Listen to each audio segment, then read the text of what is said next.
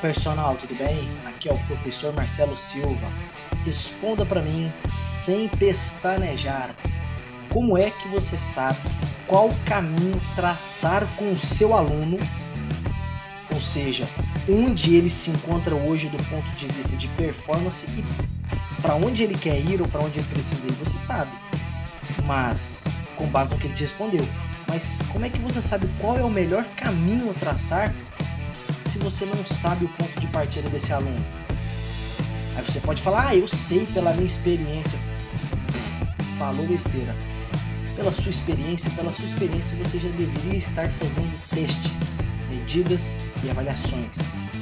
Nada muito caro, nada exorbitante, nada fora do padrão aceitável.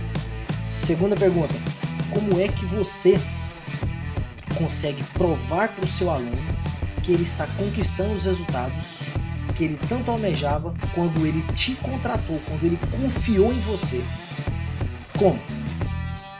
Então, para que eu responda as suas perguntas, fique aqui até o final do vídeo, deixa seu like, se gostar, óbvio. Então, começando, vou responder para você agora as perguntas que foram feitas. Primeira, tudo remete, tudo deixa claro a real necessidade de medidas e avaliação. Dentro dessa questão de medidas e avaliação, você vai medir, comparar, interpretar, tomar decisões e planejar. Como é que seria isso? Bom, primeiro, medir. Você vai escolher um método equivalente à modalidade esportiva. Aí você fala, mas ele não pratica esporte, ele faz musculação. Como é que você vai testar, medir e avaliar um aluno dentro da musculação? Deixa eu ver, com todos os equipamentos que você tem disponível, você tem vários equipamentos necessários para medir força, resistência de força, condicionamento cardiorrespiratório, endurance aeróbio, potência aeróbia máxima, velocidade aeróbia máxima. Você tem tudo, está tudo lá na sua mão. Tudo na sua mão. Todos os recursos materiais estão lá. Todos. Comparar. Mas o meu aluno está sendo avaliado pela primeira vez. Bom, se você está o avaliando pela primeira vez, você compare os dados dele com os dados de média populacional e ou das diretrizes. Fiz aferição de pressão arterial do meu aluno. Bom, esse meu aluno tem 145% de pressão arterial de repouso. Logo, baseado na Sociedade Brasileira de Cardiologia, o mesmo encontra-se em um estágio de hipertensão. Fez o segundo teste, no segundo teste você compara os dados dele com a sociedade e você compara os dados dele com o dado pré. Olha, agora ele não tem mais 145%, agora ele tem 135 por 90. Poxa, ele ainda é considerado um hipertenso. Contudo, todavia, entretanto, ele já está com uma pressão arterial melhor do que ele estava antes. Quantitativamente falando, ele reduziu a pressão arterial. Qualitativamente falando, por exemplo, ele ainda encontra-se no status, ele ainda se encontra em um grupo de hipertensos.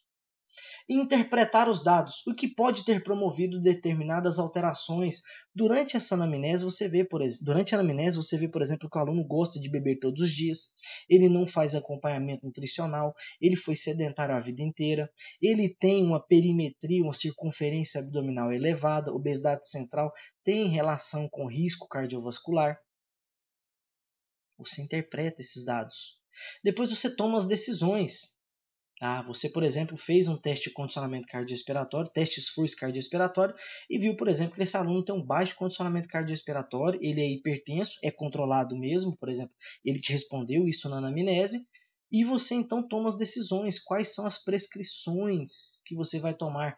E se você fez o reteste e viu que esse aluno não melhorou, o que é possível ele não ter melhorado de uma forma aceitável, por assim dizer, ou de uma forma expressiva, você vai lá e faz o que? Muda, manipula as variáveis inerentes à sua prescrição e planeja. Você estrutura a sessão de treino com base nos resultados obtidos. Melhorou, não melhorou, piorou? Todo resultado é resultado. Ele só às vezes não é favorável. Aí você vai fazer o quê? Apavorar? Não, você vai mudar aquilo que foi prescrito. Você vai reestruturar o seu cronograma de treino. Nós temos aqui, por exemplo, alguns conceitos. O que é um teste, o que é uma medida e o que é uma avaliação? Bom, teste ele é apenas o instrumento ou procedimento, ou então técnica que você escolhe para poder obter uma informação. Bom, qual informação? Supondo que eu quero informação do condicionamento cardiorrespiratório. Qual é o teste? Qual a ferramenta que eu vou utilizar? Bom, eu vou utilizar do teste de Cooper, por exemplo. É um teste de medida indireta para condicionamento cardiorrespiratório. Medida. Olha, vamos supor que, por exemplo, o teste Cooper, você pega a distância que o aluno percorreu em 12 minutos, subtrai por 504, dividido por 45, e você tem uma medida. Olha, 35 de VO2, 35 ml por quilo por minuto de oxigênio. Aí você fala, beleza, fiz o teste de Cooper, eu queria avaliar condicionamento cardiorrespiratório, fiz o teste de Cooper e tive a medida de 35. Aí você fala, poxa, eu tive a medida de 35, beleza. Só que esse 35 aqui é um dado quantitativo, quantidade, 35, 27, 29, 56 é quantitativo. Daí você vai fazer o quê? Avaliar. Olha, este 35 é considerado fraco, por exemplo, levando em consideração que você é um homem de 26 anos. Ou este resultado é bom, levando em consideração que você é um idoso de 68 anos. Então, dependendo, 35 para um homem de 20 anos é diferente de 35 para um homem de 70. Ambos, a medida foi a mesma, só que na hora de avaliar, qualitativamente, eles estão em estágios distintos. Tudo bem? E por último, mas não menos importante, nós devemos lembrar do quê? Que nós temos alguns tipos de avaliação distintos. Quais seriam esses tipos de avaliação? Bom, nós temos avaliações diagnósticas, formativas e somativas. Aí você fala, nossa, que tanto de nome tosco e grotesco, né? Diagnóstica.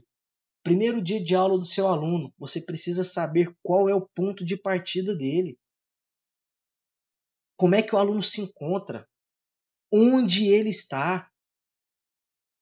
Até mesmo para endereço, você precisa saber onde a pessoa está para poder saber qual é o caminho que ela vai pegar para chegar até onde você está. Eu moro em Goiânia. O cara tá vindo para Goiânia. Eu vou e pergunto, você tá vindo da onde? Eu tô vindo de São Paulo. Bom, ele vai pegar um determinado trajeto para chegar em Goiânia. Eu tô vindo do Pará, ele vai pegar outro trajeto para chegar aqui em Goiânia. Então, são trajetos distintos para o mesmo objetivo, baseado o quê? No ponto de partida. E você precisa ter esse ponto de partida, só que você só terá esse ponto de partida com essa avaliação diagnóstica. Sem avaliação diagnóstica não tem ponto de partida. Sem ponto de partida, você vai prescrever baseado em que? Chico Xavier, você vai fazer uma psicografia de um modelo de treino. Eu vou psicografar aqui trade de 10, trade de 12. Você vai psicografar, filhão? Como é que você vai prescrever o cronograma de treino intervalado, por exemplo, esse aluno seu? Eu psicografo aqui, corre em 10 por hora e anda em 6. De onde veio 10? De onde veio 6? E aí, jovem? Conta pra mim. Fala comigo. Avaliação formativa, o que é isso? Pô, isso aqui você faz todo dia. Chegou segunda, vamos supor que o aluno treina contigo segunda, quarta e sexta. Segunda-feira, ele veio e fez supino lá e você colocou 50 quilos para ele. Ele fez 28 repetições nas 3 séries. Poxa, 28 com 50 quilos dá 280, dá 140 quilos de carga. Aí você fala assim, pô, beleza. 1.400 quilos, né? Então você vai lá e fala, beleza. Quarta-feira você coloca ele para treinar novamente com o mesmo peso, mesmo número de séries, mesmo intervalo de descanso. E eu já estou partindo do pressuposto de que você controla todas as outras variáveis inerentes ao cronograma de treinamento de força. Então eu já estou partindo desse pressuposto. Então, partindo desse pressuposto que você controla tudo, e ele foi lá e o número de repetições dele caiu de 28, por exemplo, para 22, você fala, poxa, peraí. Controlei todas as variáveis, mas ainda assim o número de repetições caiu, sequer estabilizou. Aí você pergunta para o seu aluno, olha, você dormiu bem? Você teve algum tipo de estresse no serviço? Você se alimentou adequadamente? Você se alimentou da mesma forma que vinha se alimentando? Aí seu aluno fala, não, me alimentei, tá tudo certo. Você vai lá na sexta-feira e tenta novamente. Sexta-feira o aluno caiu ou então manteve aqueles mesmos 22, 23 repetições. O que você vai fazer? Bom, Você já conseguiu a informação de que na segunda-feira o cronograma de treino pode ser melhor, na quarta-feira você poderia reduzir ou o número de séries ou a intensidade, ou então tirar aquele determinado grupamento muscular da quarta e deixá-lo só na sexta novamente. Você foi informado diariamente de como você deve proceder. O aluno te deu essa informação. E por último, mas não menos importante, você tem a avaliação somativa. Dali 2, 3, 6 semanas que seja, você vai lá e faz uma nova avaliação. Você compara esta avaliação que você fez aqui com os dados da avaliação diagnóstica e com os dados populacionais.